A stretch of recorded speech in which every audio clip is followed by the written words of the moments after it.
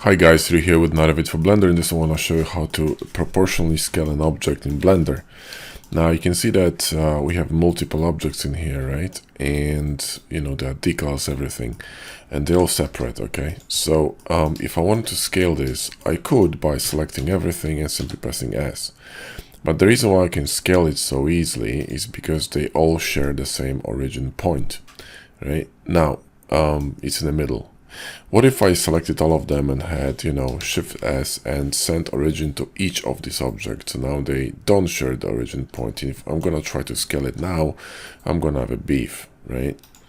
So now the way to go around it very quickly in Blender is to be it would be to switch to a 3D cursor, Shift S, move cursor to select it, and if you cannot find it, you can find this menu in here, and simply press S with your mouse.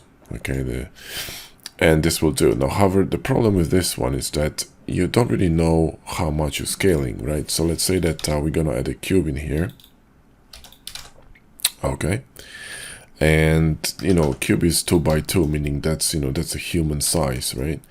So if this was something to be operated by a human, that's a little bit too big, so we need to scale it down.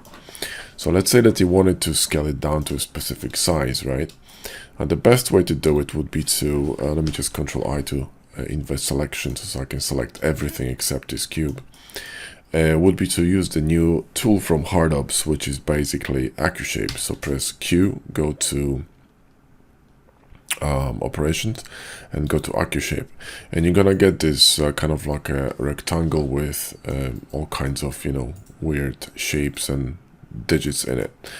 Now it's very easy, really. It's just length, width, and height. Okay, here, and you can adjust them here by simply hovering over and scrolling your mouse wheel. So you'll see this box gonna be adjusted up and down. Let's scale it down to maybe this size. Okay, and you can turn on equalization, which means it's going to scale things proportionally. Okay.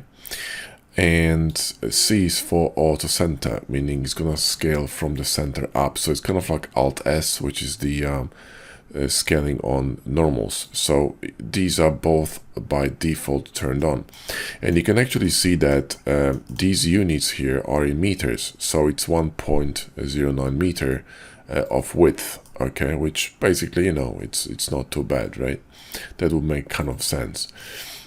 So you could change this to centimeters, millimeters, micrometers, or kilometers, or go imperial if you are from another planet. And then when I press space, it will literally scale everything to these dimensions, and you know, there you go.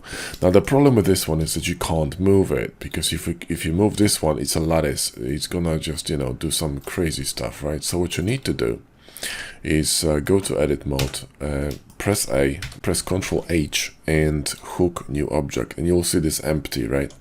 And this empty is gonna be basically a parent object for the lattice, and now you can actually move this whole thing, or even rescale it if you want to. Okay, so that's how you use AccuShape, and that's how you resize object in both vanilla and HardOps. That's it for this video, guys. Hope you enjoyed it. Give us a like and sub if you did, and as usual, there are links in the video description to add-ons, especially HardOps and Box Cutter in a bundle.